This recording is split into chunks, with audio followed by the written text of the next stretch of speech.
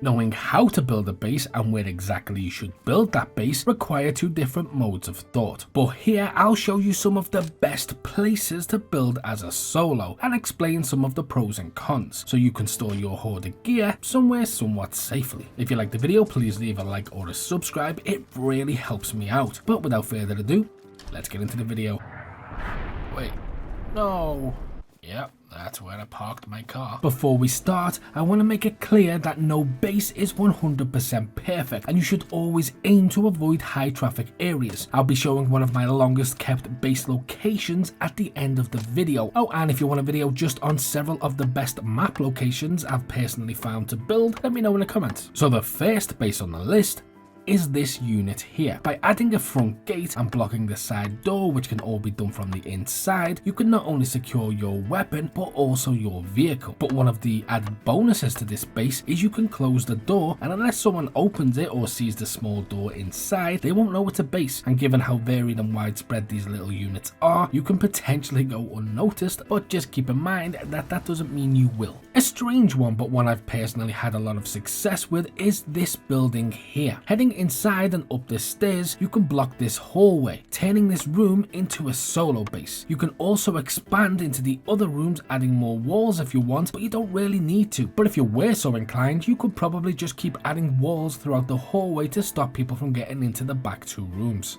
But if you're looking to keep it simple, one recommendation that might surprise you is the storage locker. Storage lockers have several inside designs. I use this one. It takes one wall and remains completely hidden when closed, storing a car and containers comfortably. The downfall to these lockers is people frequent them regularly. However, there are flurries of them across the map that are seldom visited by players, and in the past I've had one of these for so long, when I abandoned it and come back to it weeks later, it was still untouched. One of a lot of people's favourite houses to build in is the piano house. It's a much loved base because there are multiple ways to secure it with several doors, but by simply blocking the stairs here, you have an entire upstairs which offers two rooms, safety from guns, a firing perch should you want it, and lots of space for storage. But with one wall, the base is essentially yours, and then you can expand however you see fit. Just be careful around the stairs, there are gaps you can be shot from or you can shoot through yourself. Another great one I always rely on as a solo or even a duo sometimes is this small barn here. You can find them in really remote or barely explored areas. They offer more than enough room for storage, a vehicle, and they require a single wall. They hide any lights and are quite easy to defend. This is one I use a lot, and like most solo bases, I use them as a temporary home before I eventually get enough gear and resources that I can pack up my car and move to somewhere larger. But if you require a bit more breathing space with lots of storage, check out this two-story barn. The two doors can be covered with room on the side for strategic defense. You can store